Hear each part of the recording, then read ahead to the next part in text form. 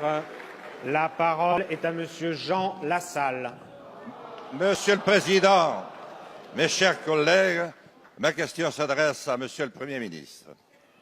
Avec humilité, je souhaiterais recueillir votre sentiment à propos d'un sujet sensible pour tous ceux qui aiment la si belle et bouleversante histoire franco-algérienne. La victoire du Front islamique du Salut, le 26 décembre 1991, le coup d'État qui s'ensuivit et l'arrivée au pouvoir du président Bouteflika en 1999 aurait donné lieu à un accord au terme duquel le pouvoir reviendrait à l'armée à la fin de la présidence de ce dernier. Il y a tout lieu de craindre que l'armée algérienne ne soit plus aujourd'hui seulement animée par les sentiments de l'armée de libération de Ben Bella et Boumedienne.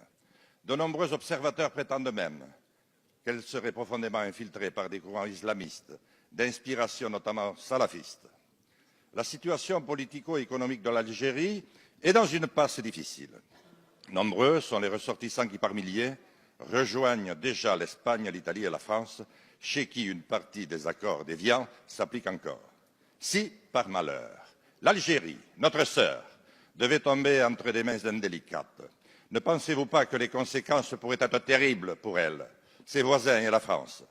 Nous avons déjà eu à connaître du douloureux problème des migrations de notre temps. Nous qui partageons une si longue histoire avec l'Algérie, qui partageons la même frontière, la Méditerranée, ne risquons-nous pas de voir s'installer un couloir migratoire sans précédent, avec le terrible effet de résonance qu'il pourrait déclencher? Alors que la santé du président Bouteflika se fait de plus en plus chancelante, j'imagine, Monsieur le Premier ministre, que vous suivez de très près l'évolution de cette grande affaire avec les autorités algériennes. Que pouvez-vous nous en dire? Merci, Monsieur le député. La parole est à Madame Nathalie Loiseau, ministre chargée des Affaires européennes.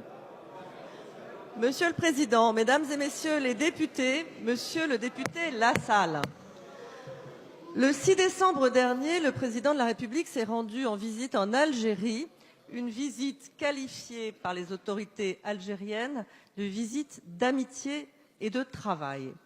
C'est bien l'esprit de notre relation et c'est bien dans cet esprit que nous préparons ensemble l'avenir avec l'Algérie.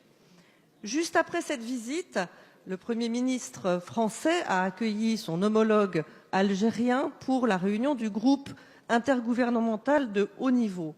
Nous avons donc pu travailler ensemble à nous fixer des axes de travail sur le quinquennat. Notre relation avec l'Algérie va connaître de nouveaux développements en matière économique, dans une logique de coproduction et d'investissement croisés, en privilégiant les transferts de technologies et le travail pour les PME.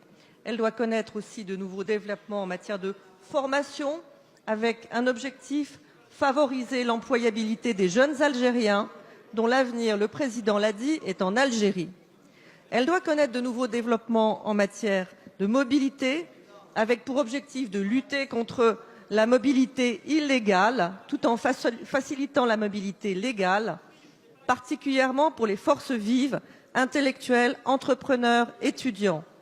Notre relation, c'est aussi la coopération dans la lutte contre le terrorisme islamiste et en matière de lutte contre la radicalisation.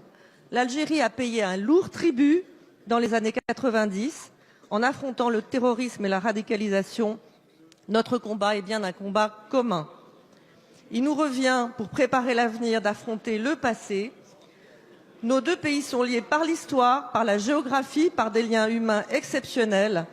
Notre relation doit être à la hauteur de ces liens exceptionnels et ne pas spéculer sur des hypothèses Madame improbables. la ministre.